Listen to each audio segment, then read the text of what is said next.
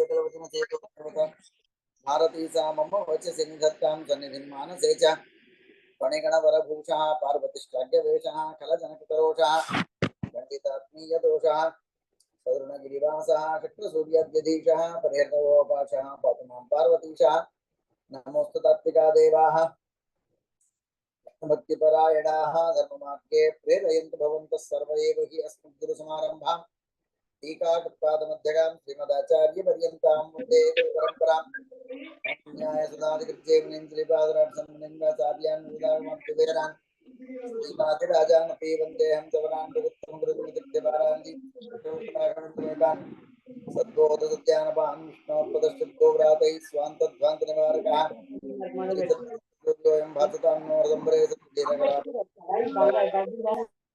सत्यज्ञानाख्यतरणि स्वान्तध्वान्तर्निकुन्दतो सत्याभिज्ञकराब्दोत्थान् पञ्चाशत्तर्कपूजकान् चित्तप्रमोदतीर्थार्यान् नौमिन्या सुधार्तान् चात्रेडवारदुत्वान् मन्मनोभिष्टपरदं सर्वाभिष्टफलप्रदं पुरन्दरगुरुं वन्दे दासश्रेष्ठं दयानिधिम् अज्ञानतिमिरच्छेदं बुद्धिसम्पत्प्रदायकं विज्ञानविशान्तविजयाख्यगुरुं भजे जलज्येष्ठनिभाकारं जगदीशपदाश्रयं जगतीतलविख्यातं जगन्नाथगुरुं भजे श्रीगुरुभ्यो नमः हरिः ओं हरिः ओं हरिः ओं श्रीमती राचूरी अनुराधा गारू मंगलाचरण श्लोकानिकी మీ మైక్ ఆన్ చేసుకోండి శ్రీమతి రాచూరి అనురాధ గారు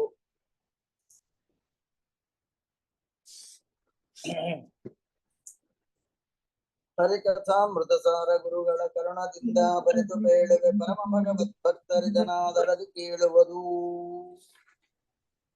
మా రెండో శ్లోకం అనగలరా నేను చెప్పాలా అంటారా అనురాధ గారు చెప్తాను సార్ ఓకే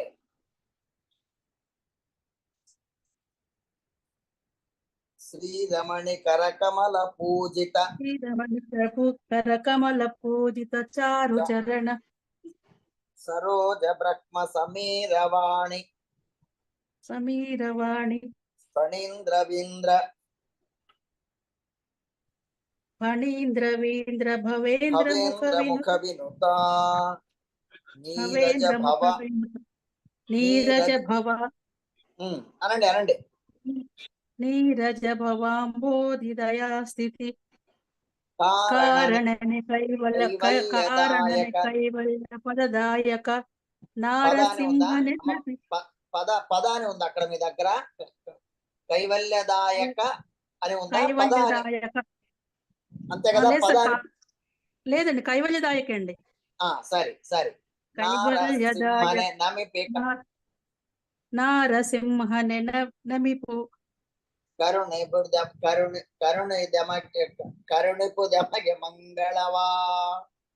కరుణిపుదమెಗೆ మంగళవా హరే నమ. మిగతా వాళ్ళవి మైక్ మ్యూట్ చేసుకుంటే డిస్టర్బెన్స్ ఉండదు. మిగతా వారివి మైక్ మ్యూట్ చేసుకోండి. హలో నమస్కారం ఆచార్య గారు. మైక్ మ్యూట్ చేసుకోవాలమ్మా. నమస్కారం తల్లి. మిగతా వాళ్ళందరూ మైక్ మ్యూట్ చేసుకోండి. డిస్టర్బెన్స్ ఉండదు, అంతకు మించి ఏం లేదు.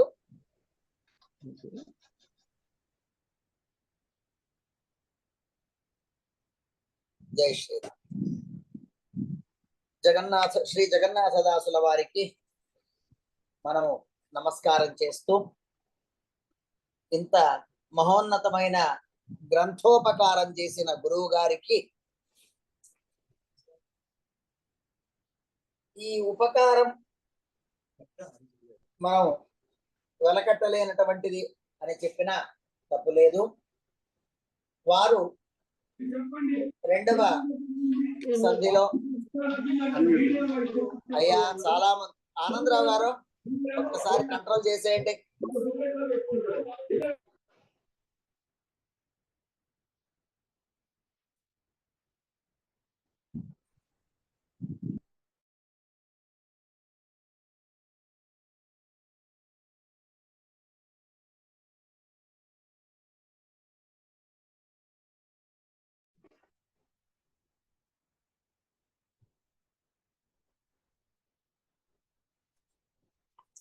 సరే, శ్రీ గురుభ్యో నమః. జగన్నాథదాసుల వారు రెండవ పద్యంలో ఏం చేస్తున్నారు? రెండవ పద్యం అన్నా అనండి, లేదా ఇదే ప్రారంభ పద్యం అన్నా అనండి. అది పల్లవిగా దాన్ని మనం అనుకుంటే మొదటిది హరికథామృత సార అన్నటువంటిది పల్లవిగా అని అనుకుంటే, తదుపరి శ్లోకం అంటే శ్రీరమణి అన్నటువంటి శ్లోకం 1వ సంఖ్యగా మనం పెట్టుకొని ముందుకు వెళితే, ఇక్కడ ఏం చెయ్యబోతున్నారు, ఏం చెప్పబోతున్నారు శ్రీ జగన్నాథ దాసుల వారు అని అంటే, శ్రీరమణి కరకమల పూజిత చారుచరణ సరోజ బ్రహ్మ సమీర బాణి పణీంద్ర బింద్ర భవేంద్ర ముఖ వినుత నీరజ భవాండోదయ స్థితి కారణ కైవల్యదాయక నారసింహనే కరుణిపు దమాగే మంగళవ. ఇక మొత్తానికి దీంట్లో నరసింహస్వామి వారిని స్తోత్రం చేస్తున్నారు. ఒకటి మనకు ఒక చిన్న సంతోషం కూడా ఏమిటంటే, రేపు నరసింహ జయంతి. ఈనాడు నరసింహదేవుల వారిని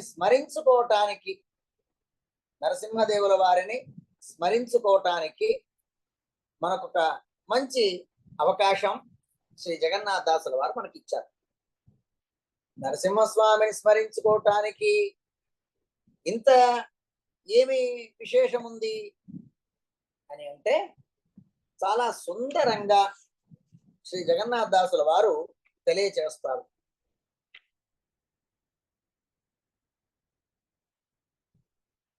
అంటే ఒక లెక్కన హరికథామృత సారము ఏ దేవుడి స్తోత్రంతో మొదలవుతున్నది? రాముడా, కృష్ణుడా, లేక వెంకటేశ్వర స్వామియా అని అంటే నరసింహస్వామి వారి యొక్క స్తోత్రంతో ఈ గ్రంథము ప్రారంభమవుతున్నది. పూర్వ పద్యంలో హరి కథ అమృత సార లేక హరికథామృత సారా అని చెప్పి ఉన్నారు. కావున ఇక్కడ ఈ నరసింహస్వామి ఎలాంటి వాడు అని అంటే, శ్రీరమణి. శ్రీ అంటే లక్ష్మీదేవి, శ్రీ భూ దుర్గా, 3 రూపాలు లక్ష్మీదేవికి ఉంది. మనము ఎవరినైనా గౌరవప్రదంగా పలకటానికి మగవారిని ఆడవారిని చెప్పేటప్పుడు సంబోధించేటప్పుడు ఏమంటాం? శ్రీమతి, శ్రీ అని అంటాం. ఆడవారికి చెప్పేటప్పుడు శ్రీమతి అని, మగవారికి చెప్పేటప్పుడు శ్రీ అని, ఇలాగేదో సంబోధిస్తాం. అంటే అలాగ సంబోధనకు గౌరవానికి ఉపయోగపడేది శ్రీమతి, శ్రీ అని మాత్రమే కాదు. ఇది శ్రీ అన్నటువంటి అక్షరమే లక్ష్మీదేవికి పేరు. ఏకాక్షర నామం అది, ఒకే అక్షరంతో పేరు. మనకు కూడా ఇళ్లలో చిన్న తమాష ఎలాగుంటుందంటే, మనకు ఏదో మంచి పేర్లు ఉంటాయి. రామచంద్ర, లేకపోతే ఇంకోటి ఏదో మంచి పేర్లు పెట్టింటారు. దాన్ని ఆ చంద్ర తీసేసి రామలో మా సగం తీసేసి రామ్, ఎవరే రామ్ అని పిలుస్తాం పిలుపుకు. అలాగ లక్ష్మీదేవి ఏకాక్షరంతో సగం సగం అక్షరం విభజన చేసినటువంటిది ఆ పదంలో ఉన్నదా అంటే ష ర ఇ 3 అక్షరాలు కలిసింది. అది శ్రీ రాసేటప్పుడు చూడండి ఒకే అక్షరం రాస్తాం, కానీ పలికేటప్పుడు ఎన్ని ఉన్నాయి? దాంట్లో ష ఉంది, షకు రకారం ఇస్తే శ్ర అయింది. శ్ర ఒకటే కాదు, దాంట్లో ఈ చేరాలి, అప్పుడు శ్రీ. షకారోత్తర ఇకారోత్తర రకారంతో కూడిన పదం ఇది. షకార, రకార, ఇకార ఈ 3 కలిసినప్పుడు అయినటువంటి ఒక పదమన్నా అనండి, లేదా ఒక అక్షరం అన్న, ప్రత్యేక అక్షరం అన్నా అనండి. శ్రవత్యనం కృతం బ్రహ్మ పరస్తచ్చ విశీర్యతే అన్నటువంటి కొన్ని ప్రసంగాలలో భగవంతుడి దేహం నుండి ఆదిగా ఉద్భవించినటువంటి కొన్ని పదాలు, ఓంకారము, శ్రీకారాలు. అక్షరాలు పుట్టేటప్పుడు ఓంకారము, అలాగే శ్రీకారం, ఇవి మొదట్లో పుట్టినవి. అంచేత కేవలం మీరు శ్రీ అని చెప్పినా మనకి ఎవరికి అలాంటి పేరు పెట్టలా. శ్రీదేవి అని పెట్టారు, శ్రీలత అని పెట్టారు, శ్రీముఖి అని పెట్టారు, ఇంకా ఏదో శ్రీకారంతో ఉన్న చాలా పేర్లు పెట్టి ఉండవచ్చు మనకు. ఇంకా ఏమున్నాయండి శ్రీతో మొదలయ్యే పదాలు? శ్రీదేవి, శ్రీలత, శ్రీముఖి, శ్రీవాణి, శ్రీజ, ఇంకేమున్నాయి? ఎవరైనా ఉన్నారా మనకి ఇక్కడ పాఠంలో? శ్రీ లలిత, ఎవరైనా ఉన్నారా? ఎవరికైనా అలాంటి మంచి పేర్లు గుర్తుంటే చెప్పండి చూద్దాం, ఒకటి రెండు.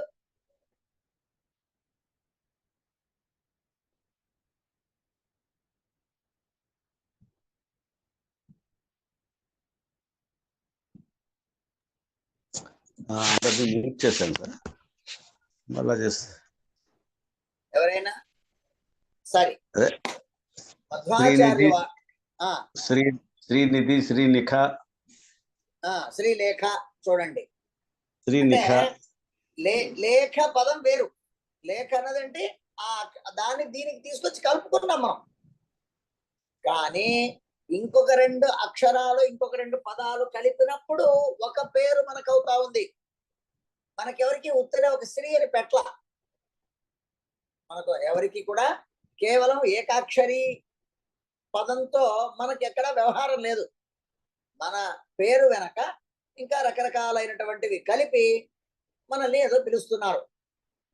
కానీ దీనికి మధ్వాచార్యుల వారు ఒక ప్రసంగంలో, ద్వాదశ స్తోత్రంలో, మనకందరికీ తెలిసిన ద్వాదశ స్తోత్రంలో బ్రహ్మేశ శక్ర రవి ధర్మ శశాంక పూర్వ గీర్వాణ సంతతిరియం యదపంగలేశం ఆశ్రిత్య విశ్వ విజయం విసృజిత్య చింత్య శ్రీహి యత్ కటాక్ష భగవతి అజితం నమామి అని లక్ష్మీదేవిని అక్కడ చెప్తున్నారు. ఏమని?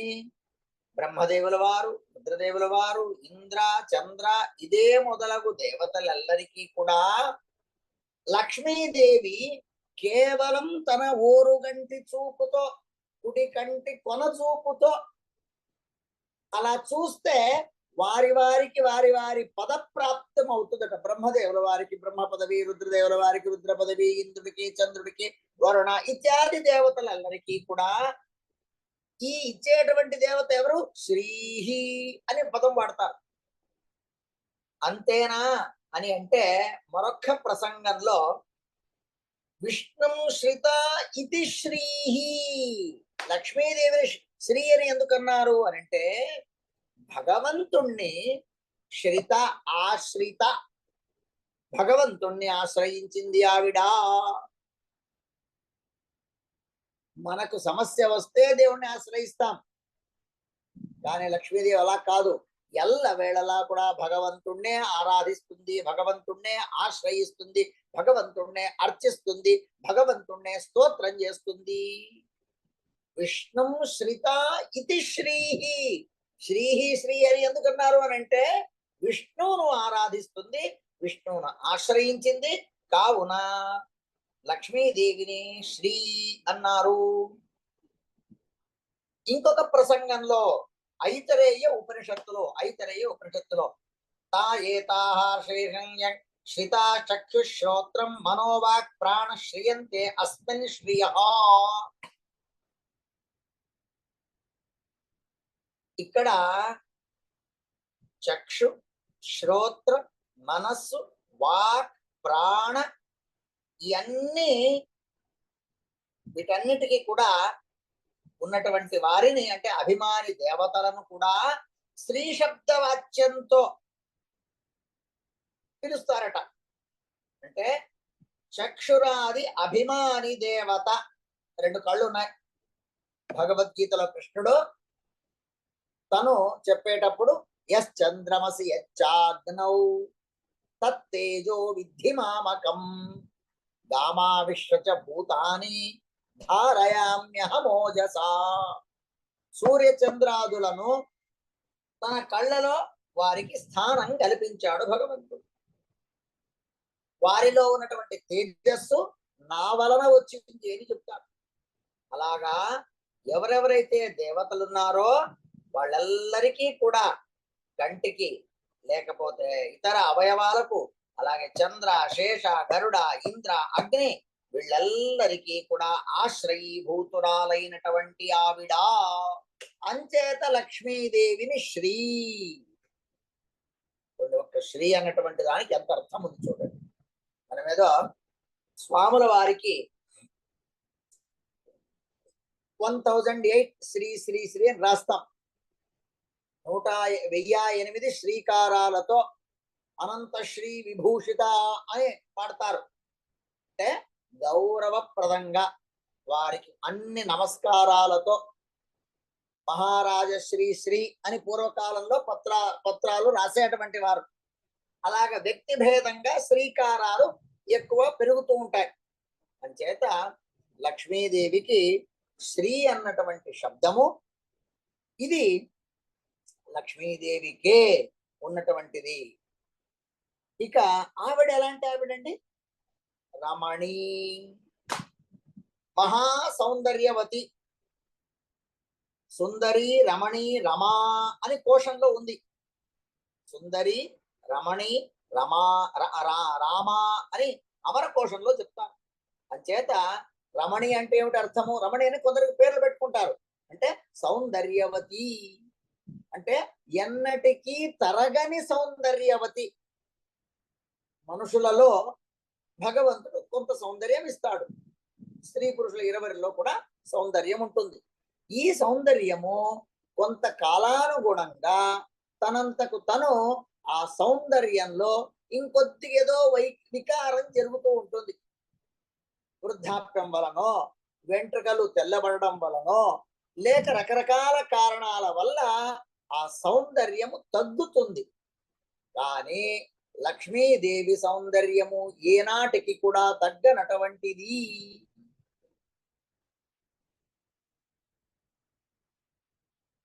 ఆనందరావు గారు ఎవరో ఏదో చిన్న మెసేజ్ పెట్టినట్టున్నారు, ఏంటి చూడండి, అది చాట్ లో పెట్టారు ఏదో. ఓకే, దాన్ని మీరు ఒకసారి గమనించండి. సరే, ఈ రకంగా లక్ష్మీదేవి యొక్క సౌందర్యము ఎన్నటికీ తగ్గనటువంటి, కుందనటువంటి సౌందర్యం కలిగినటువంటి ఐశ్వర్య ప్రదురాలంటే బ్రహ్మేశ చక్ర రవి ధర్మ శశాంక పూర్వ గీర్వాణ సంతతిర్యం యతపాంగలేశం అని మధ్వాచార్య వారు ద్వాదశ స్తోత్రంలో చెప్పినట్టు బ్రహ్మాది దేవతలకు వారి వారి పదవిని ఇచ్చేటువంటి సామర్థ్యం. అంటే మీకు పదవి ప్రాప్తి, ఐశ్వర్య ప్రాప్తి, సౌందర్య ప్రాప్తి ఎన్నెన్ని కావాలో అన్నీ కూడా శ్రీ, అది బీజాక్షరం. అది శ్రీం శ్రీం శ్రీం శ్రీం శ్రీం శ్రీం శ్రీం శ్రీం బీజాక్షరం అది. అలాగా అంటే రామ మంత్రం ఉంది, లేదా ఆడవాడు జపం చేసేటువంటి కృష్ణ మంత్రం ఉంది. ఆ కృష్ణ మంత్రం దగ్గర శ్రీం క్లీం కృష్ణాయ నమః, శ్రీం క్లీం కృష్ణాయ నమః, శ్రీం అని ఆ బీజాక్షరాన్ని కూడా అటువంటి చెప్పడానికి ఇది మహాలక్ష్మి మంత్రంగాను మనం పరిగణించవచ్చు. అంటే కేవలం శ్రీ, అది లక్ష్మీదేవి పేరు అంతే. దేవి, శ్రీ, దేవి అంటే దేవి వేరేనే. దేవి ఎక్కడైనా ఎవరికైనా కలుపుకోండి, మాయా దేవి అంతే, ఎక్కడైనా కలుపుకోండి కావాలంటే, ఎవరొద్దన్నారు. సరే, ఈ రకంగా ఇలాంటి ఉత్తమోత్తమరాలైనటువంటి ఈ లక్ష్మీదేవి చేత శ్రీ రమణి కరకమల పూజిత. ఆ లక్ష్మీదేవి యొక్క హస్తములను పద్మముల చేత, కరపద్మముల చేత పూజించబడుచున్నటువంటి వాడు ఈ భగవంతుడు. అంటే ఒకటండి, జగన్నాథదాసుల వారు శ్రీరమణి కరకమల పూజిత అని అన్నారు. ఇప్పుడు మనం ఏదైనా ఒక నూతన భవనాన్ని కట్టినప్పుడు ఆ భవనానికి ఓపెనింగ్ ఎవరినో పిలుస్తాం. ఫలాని వారి అమృత హస్తములతో ప్రారంభోత్సవము అని అంటారు. అమృత హస్తములతో ప్రారంభోత్సవం, ఆ రిబ్బన్ కటింగో ఇంకోటి ఏదో పెడతారు. అది ఆయన ఎంతవరకు చేశాడు? బిల్డింగ్ కట్టాడా? ఆ కట్టిన బిల్డింగ్ నీరు వాటరింగ్ చేశాడా? ఇంకేమైనా మెటీరియల్ తెచ్చాడా? ఏం లేదే. కానీ ఒక గౌరవ స్థానంలో ఉన్నటువంటి వ్యక్తికి వారి యొక్క సలహా సూచనల మేరకు, లేక వారి యొక్క ఆర్థిక సహాయంతోనో, ఇంకా అనేక కారణాల చేత కొందరు పెద్ద పెద్ద వ్యక్తుల చేత కొన్ని కార్యాలను ప్రారంభింపజేస్తుంటారు. ఆ సందర్భంలో అది ఫలానా వారి చేత ప్రారంభోత్సవము అని అంటాం. అలాగే లక్ష్మీదేవి ఇక్కడ భగవంతుడిని ఆరాధిస్తుంది అంటే మిగతా కింద వాళ్ళందరూ పనిచేసి పెట్టుంటారు. ఊరికి లక్ష్మీదేవి వచ్చి రిబ్బన్ కటింగ్ లాంటి పని ఏదో చేసి వెళ్ళిపోతుంది అని చెప్పితే అలా చెప్పటం కుదరదు. ఎందుకంటారు అని అంటే, ఎవరు మీరు ఏ రకమైనటువంటి ఆరాధన చేసినా అది కేవలం లక్ష్మీ ద్వారా ఏ భగవంతుడికి చెందాలి. మన ఎవరికి కూడా ఆ సామర్థ్యం లేదు. శ్రీనివాస కళ్యాణంలో చిన్న ప్రసంగం చెప్తాను. భగవంతుడికి స్నానం అవ్వాలి, అభిషేకం అవ్వాలి, పెళ్లికి సిద్ధం అవ్వాలి, పెళ్లి కొడుకును తయారు చేయాలి. అక్కడ బ్రహ్మాణి ఉంది, గాయత్రి ఉంది, సరస్వతి ఉంది, రుద్రాణి, ఇంద్రాణి అందరూ ఉన్నారు, ఒక్క లక్ష్మీదేవి తప్ప. కానీ భగవంతుడు స్నానం ఆడలేదు. ఎందుకు? వీళ్ళెవ్వరికి కూడా భగవంతుడికి తలంటేటువంటి సౌభాగ్యం, స్నానం చేయించేటువంటి సౌభాగ్యం ఎవరికి లేదు. అందుకనే శాలిగ్రామ పూజలో శంఖం లేనిదే పూజ లేదు అన్నటువంటి నియమం ఉంది చూడండి. అందుకనే తీర్థము ఒక సామెత కూడా ఉంది చూడండి. ఏమిటి సామెత చెప్పండి? ఏమిటి సామెతది?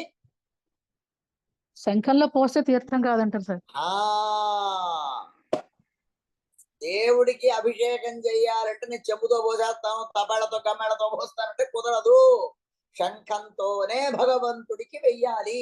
నీకు కోట్ల సంపద ఉండవచ్చు, కానీ ఆ సముద్రపు అత్యంత సుందరతరమైనటువంటి వస్తువు, ఆ సముద్రపు వస్తువు చేత, సముద్రంలో ఉద్భవించినటువంటి ఆ శంఖము చేత ఏ లక్ష్మీదేవి సన్నిధానోపేతమైనటువంటి దానితోనే భగవంతుడికి అభిషేకం చేస్తేనే, భగవంతుడికి పుష్ప సమర్పణ చేసిన, వస్త్ర సమర్పణ చేసిన, గంధ సమర్పణ చేసిన, ఆరతి ఇచ్చిన, ఏం చేసినా కూడా శంఖానికి స్పర్శ చేసి శంఖం ద్వారానే భగవంతుడికి చెయ్యాలి. అప్పుడు భగవంతుడు ఆ పూజను స్వీకరిస్తాడు. అంచేత ఈ అన్ని అర్థాలు అనుసంధానం మనస్సులో పెట్టుకొని జగన్నాథదాసుల వారు శ్రీరమణి కరకమల పూజిత, శ్రీరమణి పూజిత అని చెప్పి వదిలేలా. శ్రీరమణి పూజిత అని చెప్పలా, శ్రీరమణి కరకమల పూజిత. అంటే లక్ష్మీదేవి ద్వారా చెయ్యకపోతే మీకు పూజ లేదు. పూజ కాదు, అది పూజ పరిసమాప్తి కాదు. అంచేత ఆ లక్ష్మీదేవి యొక్క కరకమలముల చేత పూజించబడినటువంటి వారు చారు చరణ. చారు చరణ, చారు అంటే శ్రేష్టము అని అర్థం. తెలుగు చారులు సాంబార్లు కాదు. చారు అంటే శ్రేష్టము. చారుమతి అని పేరు ఉంటుంది చూడండి. మతి అంటే బుద్ధి, చారు అంటే శ్రేష్టము, తీక్ష్ణము అని అనేక పదాల్లో దాన్ని చారు అన్నటువంటి పదాన్ని వాడతారు సంస్కృతంలో. అలాగా ఆ చారు చరణ అత్యంత శ్రేష్టతమైనటువంటి ఆ భగవంతుడి పాదములకు లక్ష్మీదేవి ఆరాధన చేస్తుంది, పూజిస్తుంది అని చెప్తూ, చారు చరణ సరోజ బ్రహ్మ సమీర వాణి ఫణీంద్ర వీంద్ర భవేంద్ర ముఖ వినుత.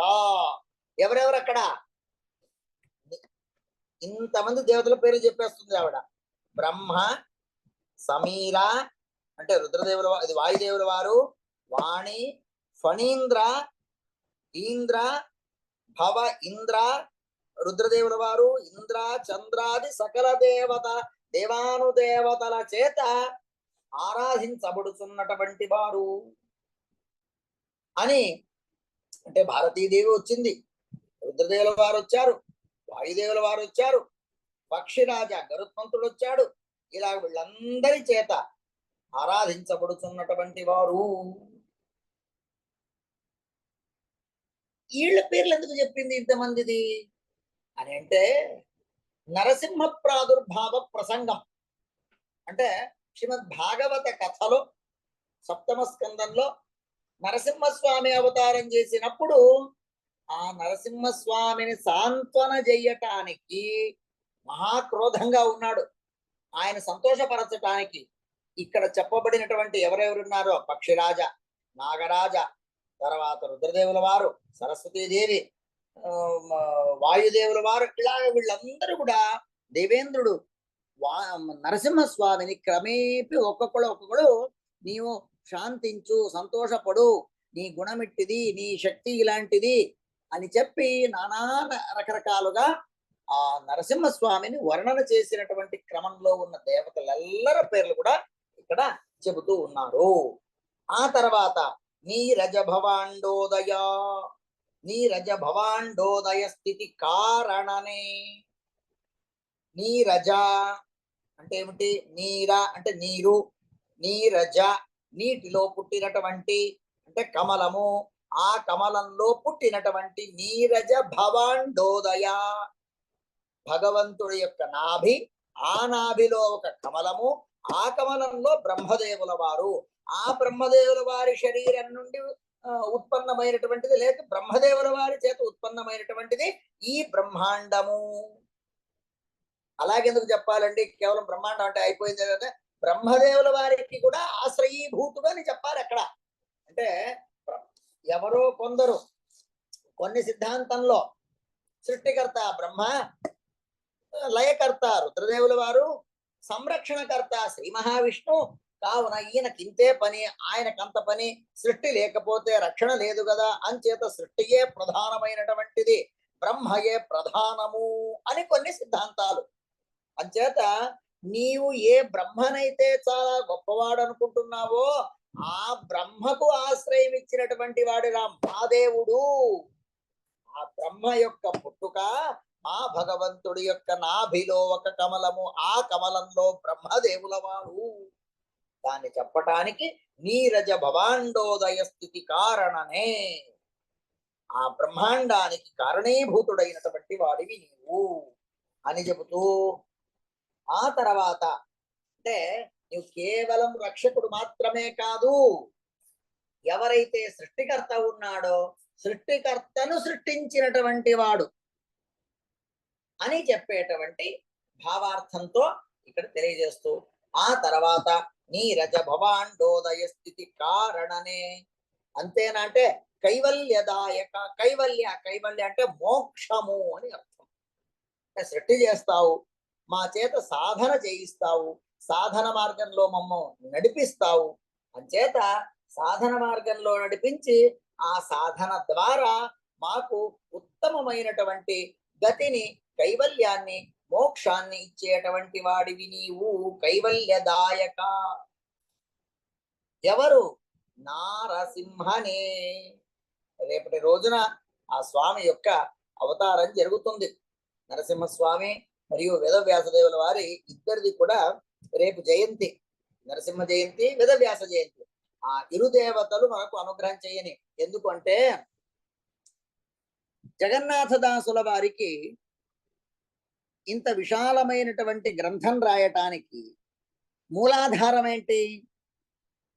వ్యాస ప్రణీతమైన భారతము, లేఖ భాగవతము, ఇతర పురాణాలు, పంచరాత్ర ఆగమం, హయగ్రీవ రూపి భగవంతుడి నుండి వచ్చినటువంటి మూల రామాయణము. అంచేత హయగ్రీవ రూపి భగవంతుడు మూల రామాయణ రచన చేశాడు. మూల రామాయణము, భాగవతము, భారతము, ఇతర పురాణాలు, ఇదియే జగన్నాథదాసుల వారికి మూలాధారం. దాన్ని ఆధారం చేసి ఈ హరికథామృతారం రచన చేశారు. అంచేత అంటే వ్యాసుల వారు లేకపోతే హరికథామృతారం లేదు. అంటే జగన్నాథదాసుల వారు లేకపోతే హరికథామృతారం లేదు కదా అని చెప్పాలంటే వ్యాసుల వారు రచిస్తేనే కదా దాన్ని ఈవిడ తర్జుమా చేసింది.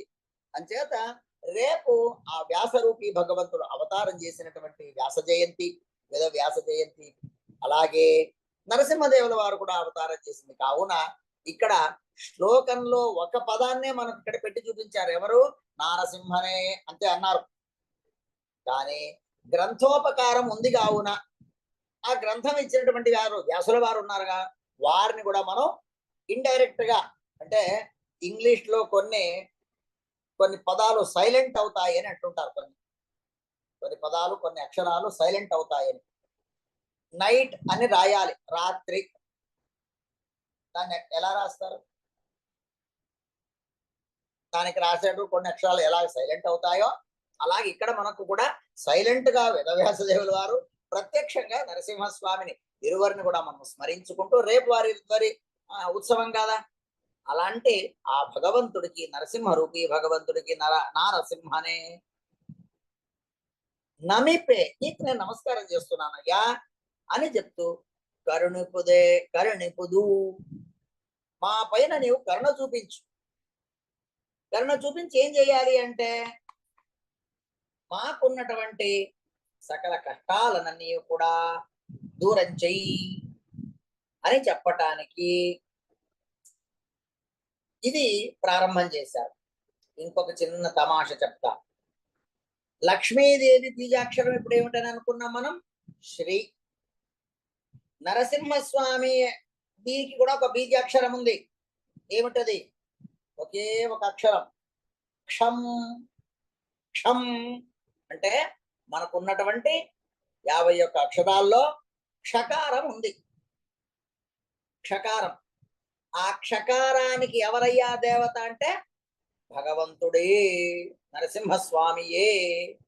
కావున ఆ నరసింహ రూపీ భగవంతుణ్ణి ఆరాధన చేస్తే నరసింహాదికమన్యచ్చ దురితాది నివృత్తయే అని నరసింహస్వామిని మీరు ఆరాధన చేస్తే సకల కష్టాలన్నీ పోతాయి అని శాస్త్రంలో చెప్పడం వలన ఆ భగవంతుడికి, నరసింహ రూపీ భగవంతుడికి ఈ గ్రంథారంభంలో నమస్కారం చేస్తూ ఎందుకు అలా చెప్పారు అని అంటే అక్షరంలో చివరిది ఏమిటి? క్షకారం.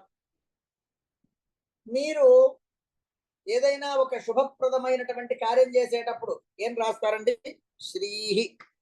కొందరు దేవుడి దగ్గర ముగ్గు వేస్తారు, అక్కడ శ్రీకారం రాస్తారు. ఏదైనా మీరు పెళ్లి పత్రిక రాస్తున్నారు, కొందరు శ్రీరామ్ జయరామ్ అని రాస్తారు, లేదా వాళ్ళ ఇలవేల్పు రాస్తారు. ఎవరిది రాసినా అక్కడ ఆది అక్షరం పెట్టేది మీరు శ్రీ. ఇప్పుడే మనం అనుకున్నాం చూడండి, శ్రీమతి శ్రీ అన్నట్టుగా. అంటే లక్ష్మీవాచకమైనటువంటి శ్రీకారము, నరసింహవాచకమైనటువంటి క్షకారము, అంటే సకల అక్షరాలన్నీ కూడా చూడండి. ఒకవేళ ఆలోచించండి, మనకు కొందరికి పాపం కొన్ని సమస్యలు ఉంటాయి. కొన్ని అక్షరాలు కొందరికి పలకవు, కొందరికి రా పలకదు, కొందరికి లా పలకదు. ఇలాగా అలాంటి దోషం మనకేమైనా ఉండి ఉంటే, లా పలకకపోవడమో రా పలకకపోవడమో అలాంటిదైనా ఒక సమస్య మనకు ఉంటే గ్రంథం ఎలాగవుతుంది చెప్పండి? అప్పుడు నేను మాట్లాడేదేంటి, మీరు అర్థం చేసుకునేది ఏంటి? నేనేదో మాట్లాడతాను, మీరు ఏదో అర్థం చేసుకుంటారు. అయితే రలయో రభేద అని ఒకటి ఉంది వ్యాకరణ సూత్రం. ర ల రెండు పక్క అక్షరాలే అవి య ర ల, య ర ల, రల ర ల యో రభేద. రకారానికి లకారానికి అభేదం ఉంది అని. ఇప్పుడు బెంగాలీ వాళ్ళు, ఒరిస్సా వాళ్ళు వకార ఉచ్చారణ లేదు వారికి, గకారం చెప్తారు, ఇది బ అని చెప్తారు. తమిళనాడు ప్రాంతంలో క గ రెండు ఒకే రకంగా ఉచ్చారణ చేస్తారు. అంటే ఒక్కొక్క ప్రాంతంలో ఒక్కొక్క విధమైనటువంటి ప్రొనౌన్సియేషన్.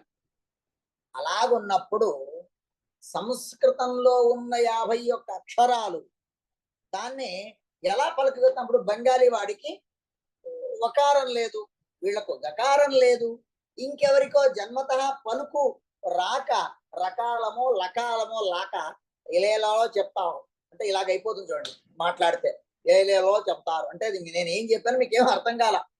ఇలాంటి దోషాలు మనకేమీ లేకుండా రాకుండా ప్రారంభాక్షరమైనటువంటి శ్రీకారము, సమాప్తాక్షరమైనటువంటి క్షకారము, ఈ మధ్యలో ఉన్నటువంటి సకల మాతృకాలు, వర్ణాలు, అక్షరాలు, హల్లులు, అచ్చులు అన్నీ కూడా వాటికి అభిమాని దేవతలందరూ కూడా మన నాలుక యందు నిలబడి, మన మనస్సు యందు నిలబడి మన చేత ఇవన్నీ కూడా చెప్పించని, ఈ అక్షరాలు పలికించని కరుణిపుదు, ఆయన మన పైన కరుణ చూపని అన్నటువంటి దాన్ని ప్రార్థన చేస్తున్నారు. శ్రీ జగన్నాథదాసుల వారు. అంతేకాక జగన్నాథదాసుల వారికి ఇష్ట దైవము నరసింహస్వామి అనట. జగన్నాథదాసుల వారికి ఇష్ట దైవం నరసింహస్వామి. అంచేత ఆ నరసింహస్వామికి ఇక్కడ నమస్కారం చేస్తున్నారు. ఇంకొకటి తమాష ఉంది. మనకు ఇలవేల్పు ఒకతను ఉంటారు, ఇష్ట దైవం ఒకతను ఉంటారు, ఆ పనికి సంబంధించిన వ్యక్తి ఒకళ్ళు ఉంటారు. కొన్ని ఊర్లలో గ్రామ దేవత గోపాలకృష్ణుడు ఉంటాడు, వీళ్ళ కులదైవం నరసింహస్వామి ఉంటాడు, వాడికి ఇష్టం రాముడు ఉంటాడు. అంచేత అక్కడ రామకృష్ణ లక్ష్మీ నరసింహ. దాని త్రివిధాహి దేవత వంద్యా భవతి శ్రీమన్ న్యాయసుధలో చెప్తారు. 3 రకాలైనటువంటి భగవద్ రూపాలను మనం నమస్కారం చేయాలి. ఒకటి ఎవరెవరు? విశిష్ట, ఇష్ట, అధికృత.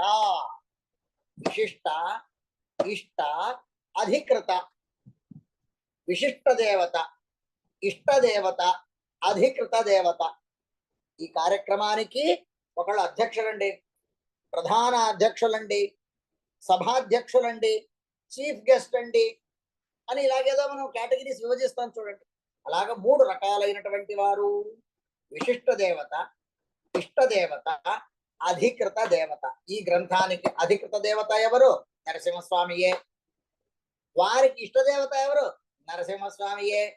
విశిష్ట దేవత ఎవరు? నరసింహస్వామియే. అన్ని అంతే, కొట్టేయండి, ఒకే చెప్పకు. ఆ రకంగా విశిష్ట, ఇష్ట, అధికృత అనే శాస్త్ర పరిభాష. త్రివిధాహి దేవత వంద్యా భవతి. 3 రకాలైనటువంటి దేవతలు పూజించబడతారు. వంద్య అంటే నమస్కరించబడతారు. ఎవరెవరు ఆ కేటగిరీస్ అంటే? విశిష్ట, ఇష్ట, అధికృత. చేత ఇక్కడ విశిష్ట దేవత అయినా, ఇష్ట దేవత అయినా, అధికృత దేవత అయినా ఈ 3 కూడా వారే అన్నటువంటి అర్థంలోనూ తనకు ఇష్టమైనటువంటి నరసింహస్వామిని వారు స్తోత్రం చేస్తున్నారు అన్నటువంటి విషయాభిప్రాయ, శ్లోకాభిప్రాయ. హరయే నమః. శ్రీకృష్ణార్పణమస్తు. జై శ్రీరామ్.